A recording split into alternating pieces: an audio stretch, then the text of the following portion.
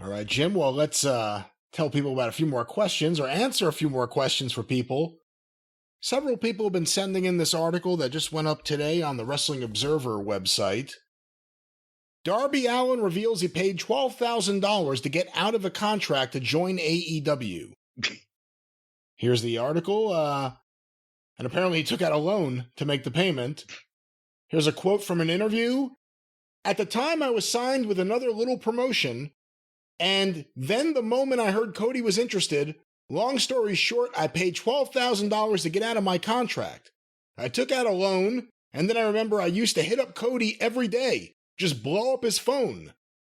I just heard there was this new company starting up, and then this is before TV was even talked about. I was like, this is crazy. All I heard when they were promoting it was the word creative freedom, and I was like, that's where I need to be. Boy, you know what? This guy, that's correct. The place he needs to be is creative freedom. I can see that a mile away. At the time, I was kind of being groomed to go to NXT, and I saw the writing on the wall. This was back when 205 Live was a thing, if you remember 205 Live, and I was like, hell fucking no. I'm not going to go there and do that. It was a feeling I had to go to AEW. I was just so drawn to it. And apparently at the time, he was signed to Evolve, the World Wrestling Network, which was Gabe Sapolsky, who did get involved with NXT, so people were trying to tie that together, what exactly he was saying. But what do you think of the idea he paid $12,000 to get out of that contract? Well, okay, that's...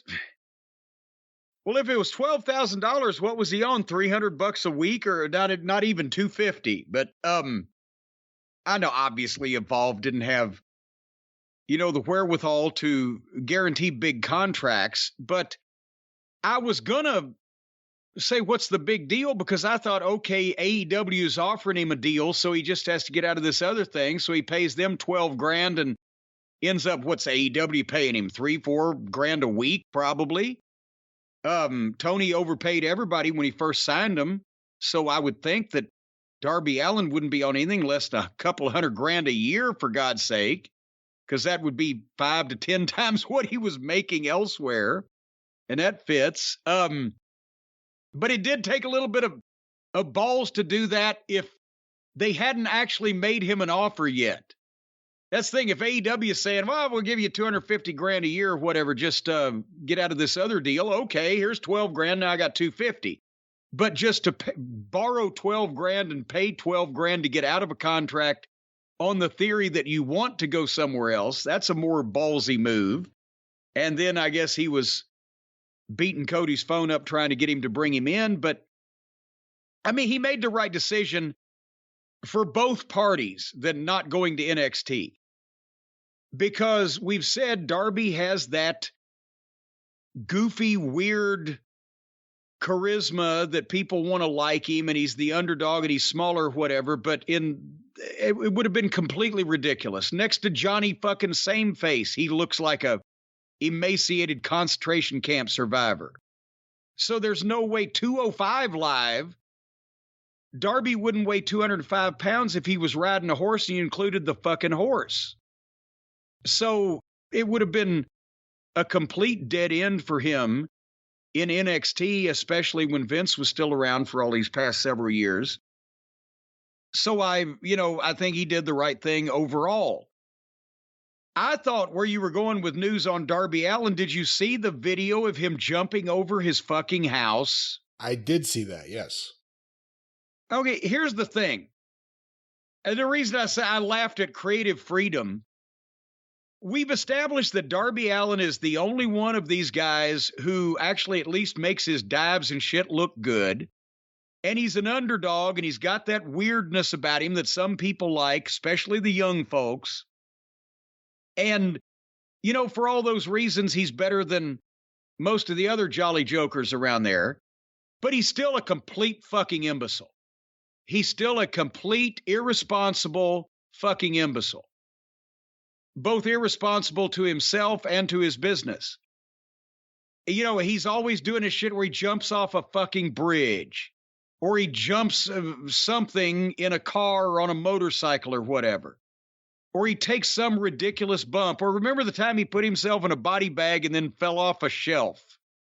It didn't look as really as impressive as all the other shit he's done, but he just rolled off a shelf in a bag. But he's apparently a fucking idiot, really, in real life, and does this shit for fun. And has no concept of the fact that he's not only going to have a short wrestling career because he does all this unnecessary shit that he doesn't even have to do, even as a little guy trying to get over. He goes way too far with it. But then on the video, it looks like he's got a nice little house somewhere. I don't know where he lives. Wherever it is, in the wilds of New Mexico, whatever the fuck. Pacific Northwest. Okay, it's a nice little house. And what he's done is he has brought in truckloads of dirt and dumped them in his front yard to make a ramp. And then he's got fucking camera people there and other people that are watching this thing. And what was the vehicle? Was it a van or a truck or I don't remember. Some vehicle. He drives and he runs up the ramp and jumps over his house and crashes on the other side just head first. I mean, jumps a fucking house. What is he, 50 feet in the air? He jumps 80 feet and crashes the vehicle into a bunch of other junked vehicles that he's hauled into his backyard. He ruined his front yard. He fucking did risk his life and almost killed himself. He obviously went to the expense of getting not only the dirt, but these other vehicles, even from a junkyard. It cost something just to do that stupid thing that he did. He didn't get paid for it. He didn't win an enormous cash prize. He just wanted to jump his house and risk his life. So that I'm sure that Darby Allin loves creative freedom. And I'm sure the Undertaker that buries him in a year or two after he kills himself will love the creative freedom of trying to put the little prick's body back together in the right order so that they can have an open casket ceremony. We certainly hope here at the show that Darby Allin lives, just for the record. But with that, Jim, let's move on to another couple questions. I didn't say which outcome I was rooting for. I just said which one I'm predicting.